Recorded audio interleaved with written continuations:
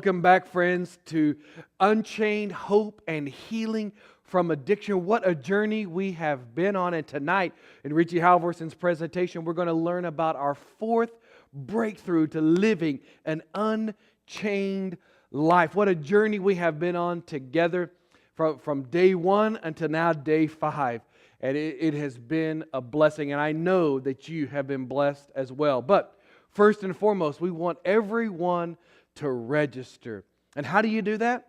Well, you text the word Unchained to the number you see on your screen right there, and you'll be prompted to fill out some information. But don't worry, as we've said every night, that we will not share your information. We will not sell it to a third party at all. The only thing you will receive is a text from us letting you know what the topic of the night will be, and also a reminder of the series that's happening every night for the next 5 nights of Unchained Hope and Healing from Addiction. But if you have texted Unchained to this number, you're good to go. You're already registered.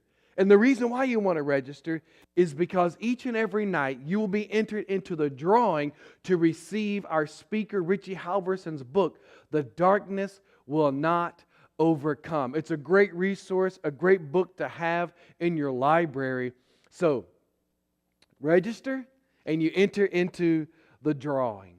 Also, every night, we're asking you to let us know where you're watching this from. Are you watching it from Miami, Florida? Are you watching it from Denver, Colorado? Are you watching it from Missoula, Montana? Are you watching it in the great state of Alaska? Are you watching it in Bangor, Maine, or maybe Hickory, North Carolina? Wherever you are watching this series from, or wherever you're journeying with us together, friends, let us know. Also, are you watching it with your small group? Are you watching it with your family? Let us know where you're watching it, who you're watching it with, brothers and sisters, where you're journeying together from. Also, have you been blessed? Let us know in the comment below, whether on YouTube or Facebook. Say, I have been blessed by this series of this presentation. If you've been blessed, why not share this content? You know, we all know someone who may be battling with addiction, or maybe we know someone who knows someone that's battling with addiction.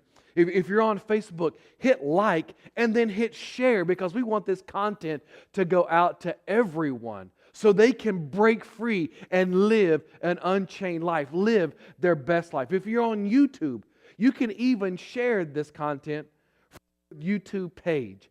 We even on YouTube want this content to get out. So friends, make sure you hit like, on YouTube hit subscribe, and then share this content so we can get this wonderful presentation, this wonderful series out to as many people as possible. And so tonight, we're going to hear from our presenter, Richie Halverson, about our fourth breakthrough that we need to live an unchained life. And then after that, after our presentation, we will have our book giveaway. So make sure you register. Make sure you're texting the word Unchained to the number on your screen to be entered for this book. So now, we're going to our presentation tonight by our speaker, Richie Halverson.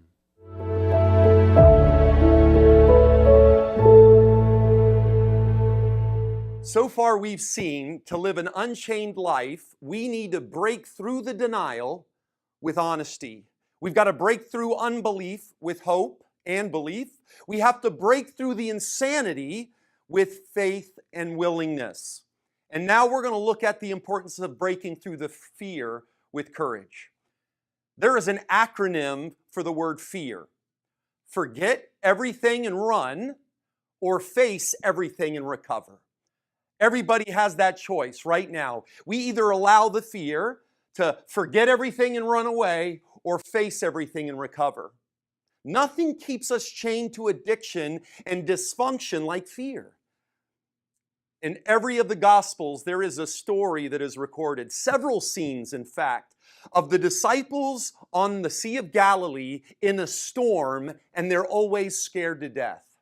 Matthew, the 14th chapter, verse 24, it says, the disciples were in trouble far away from land, for a strong wind had risen, and they were fighting heavy waves. Have you been fighting heavy waves this last week, this last year? You are not alone. You see, living an unchained life doesn't mean no storms. It just means that we no longer have to go through the storms alone. 3 points we're going to learn today that can break through our fear. 1, God speaks to the storm that you are in. He speaks to you in the storm, and God speaks to the storm that is in you. All right? Nothing more than that. The voice in the storm can give you courage to make it through your storm. First, let's look at He speaks to the storm you are in. In Luke 8:22, it says, one day He got into a boat with His disciples, and He said to them, let us go across to the other side of the lake. And so they set out. Jesus wants to take you to the other side. He wants to take you from your current situation, your current problem, to the other side. He wants to take you to that next place of freedom and peace. But the only way He can do that is if you're willing to let go of the safety of the seashore. You may feel safer docked at the harbor, but the last time I checked, boats were made for sailing. Man, life was made for living.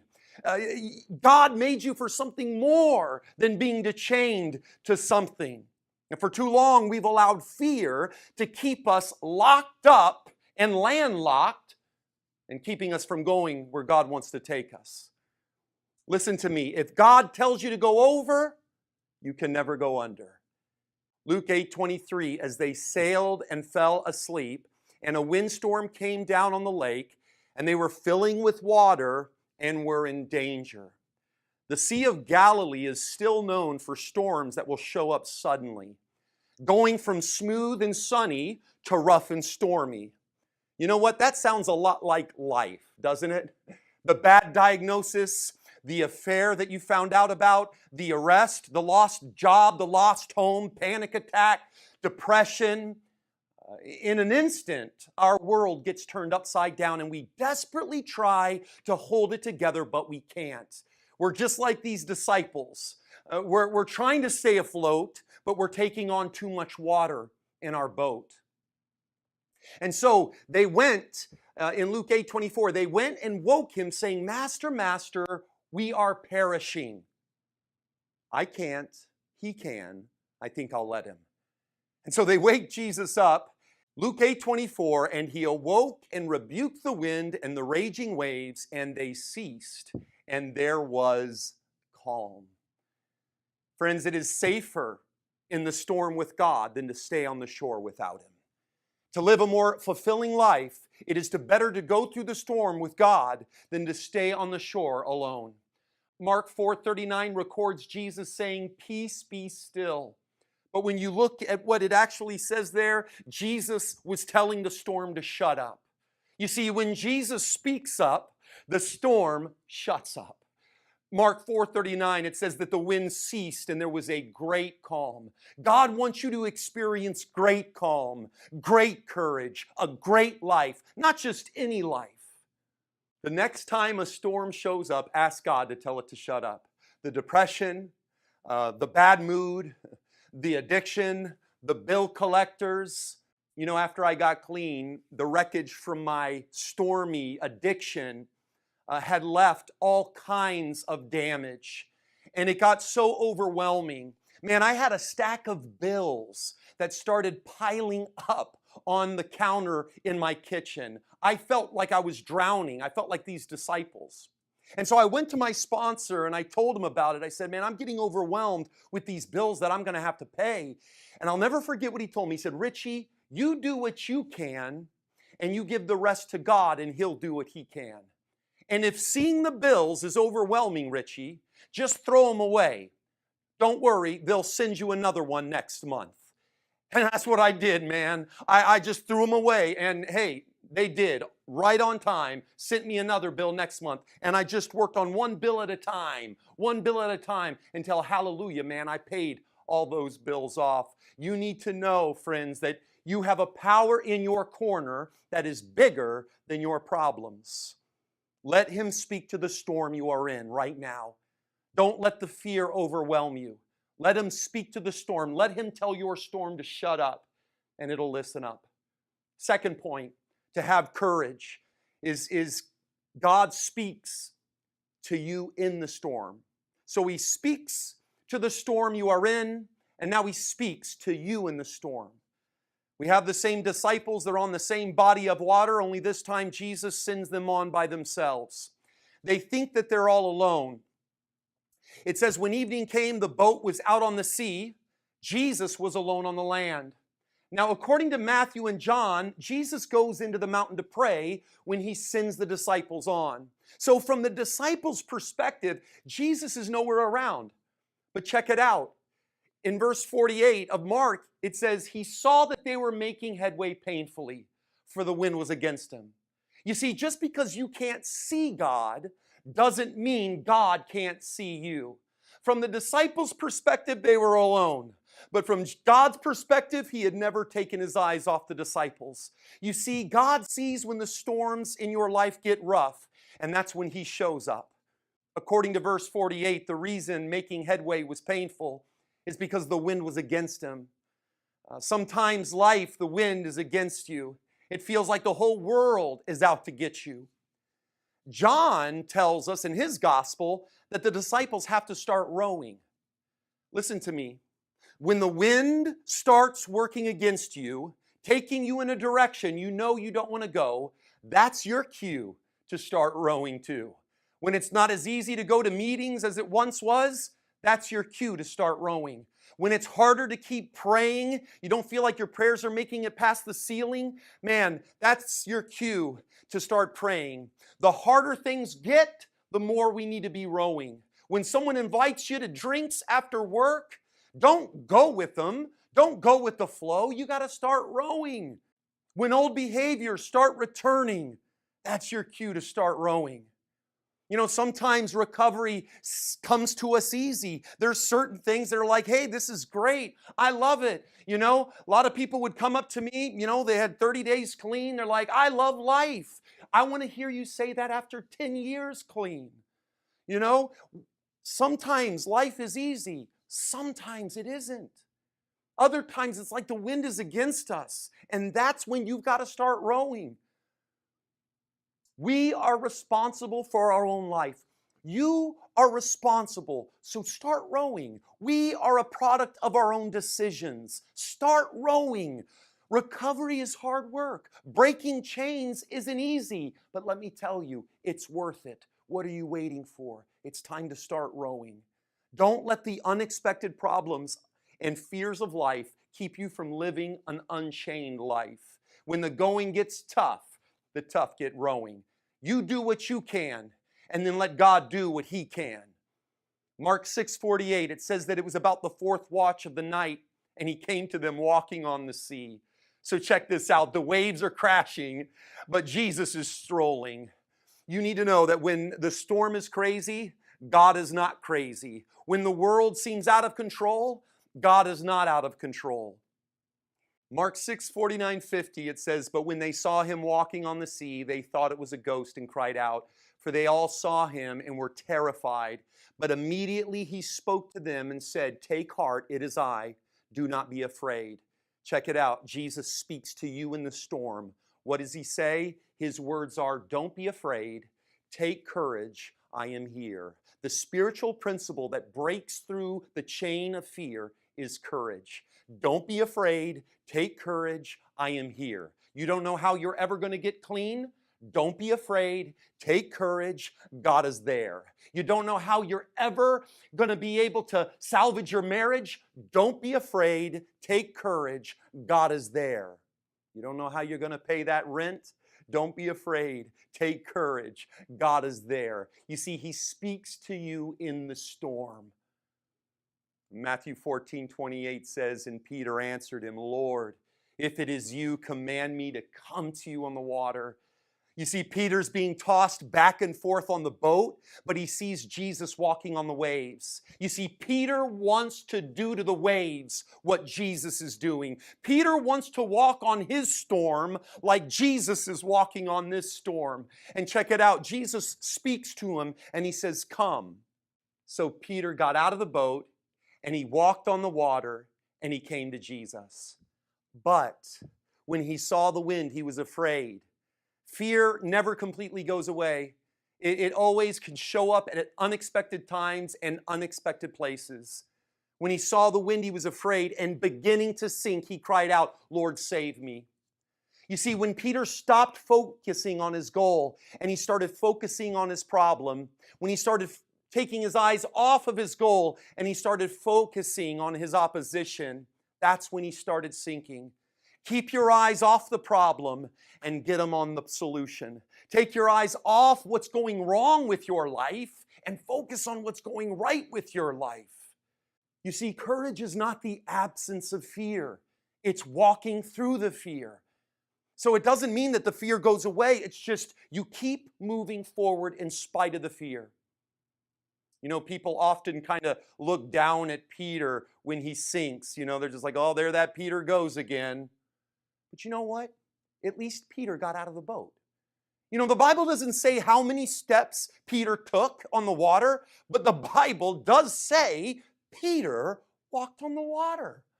I don't see the Bible saying that about anyone else. You see, there are those who would like to criticize Peter for sinking, but they never started walking. There are those who will criticize you for your recovery. They will criticize you for your belief. They're going to criticize you for your faith. They're going to criticize you for trying to live a life unchained. But listen, they were too scared to get out of the boat. And so to take the attention off of them, they're just going to sit there and criticize you. When the haters start hating, that's your cue to keep walking. You know what? I may not have walked as much as I would have liked to have walked, but at least I walked a little. You haven't walked at all. And you know what? It actually never says that Peter sank. In Matthew 14:30, it says, beginning to sink, he cried out. There is a big difference between almost sinking and being sunk. There's a big difference between almost using and using. There's a big difference between almost cheating and cheating. So the moment you start sinking, do what Peter did. He cried out, "Lord, save me."